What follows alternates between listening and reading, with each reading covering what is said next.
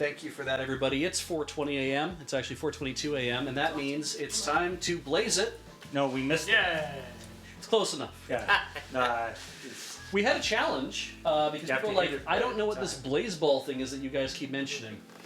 But can you explain to us what it was and what happened to it? The tragic tale. So we want to know what it is, what it was, and also what has happened to it. And Cori, are you in a shape to describe that to us?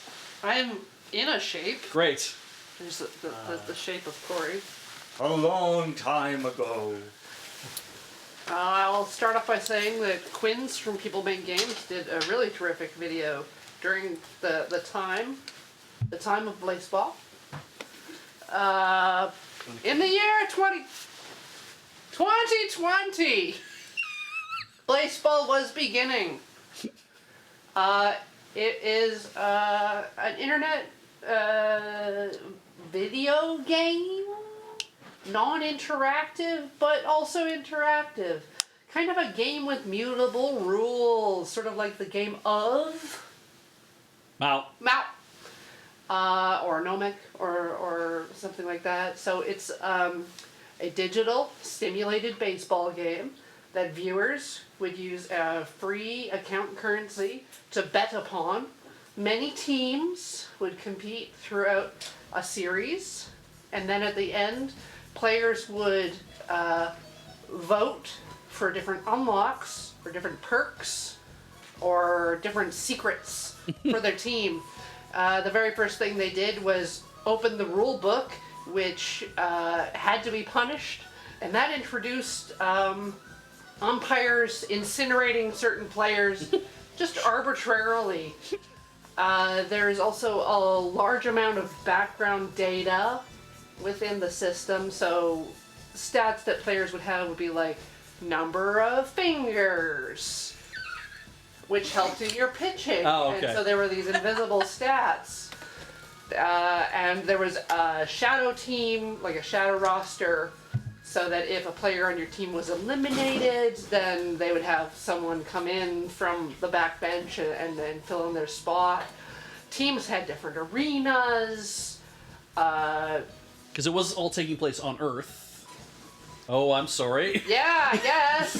I guess it was on Earth. There was a Seattle team. There was a Seattle team, the Seattle Garages. There was a team called the Canada Moist Talkers, which was probably not a reference to Canada, the country. Moisties. But we adopted that team and created a lot of lore, and there was an active Discord, and a lot of people, well, a number of people we know from Desert Bus were sort of involved. Actually, even outside of Desert Bus, I know a few people, but like Felix Kramer and Alexi Peppers, who I did a podcast with, and on the team side, our gen did a bunch of graphics for the Moist Talkers, the talk, spit, get hits.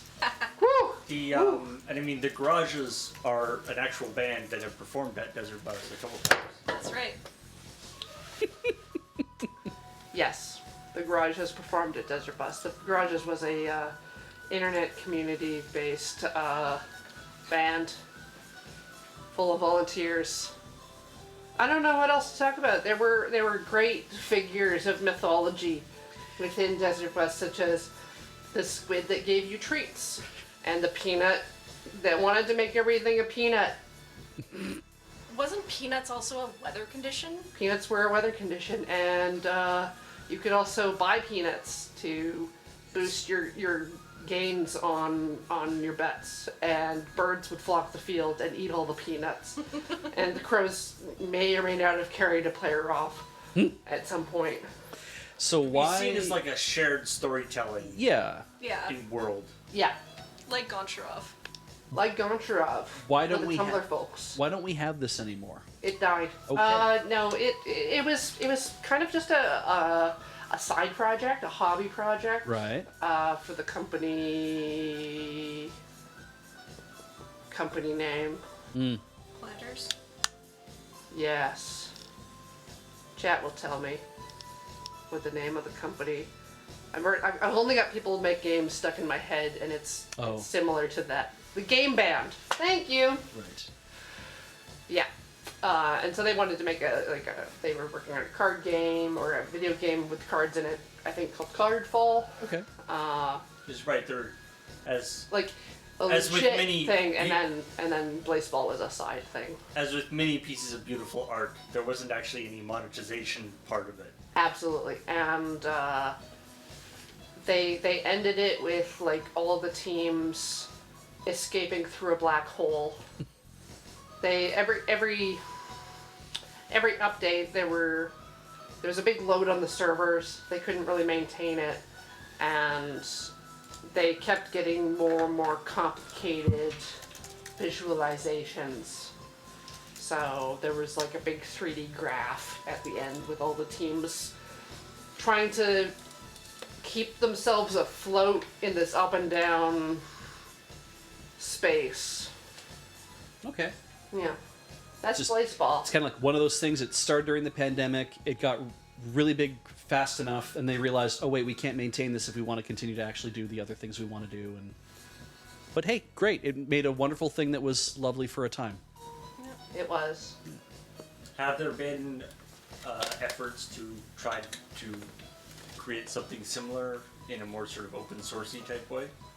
Open sourcey. Well, just in terms of like a more sort of community driven thing. Yeah, there are. It doesn't have a single There's point more of failure. baseball fantasies things. There's more hockey. I think is one that's kind of ongoing, but Just, it doesn't have the same Doesn't hook. Yeah, sometimes just the all the different factors have sort of come together at that one place and one time, can't be replicated.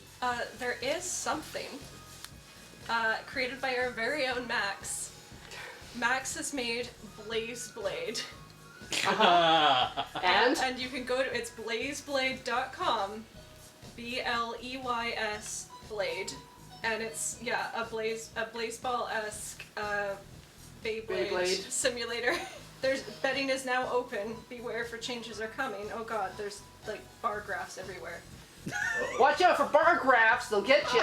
We got a Cobalt Mask, Ophidian Shark. Does does that take into account stuff that's happened at Desert Bus? No, it's just I don't know how any of this works because Max is the programmer and I'm not. But Okay. right now, oh god, there's an ongoing round right now between Cobalt Mask and Ophidian Shark. They've entered the stadium. Cobalt Mask glances off of Ophidian Shark. Ophidian Shark slows down a bit and loses some stamina. Oh god, it just keeps going. Yeah, there's just these automated matches going on. They've got all of the stats. Sounds like excellent third screen content for right now. Yeah. Thank you, Cori.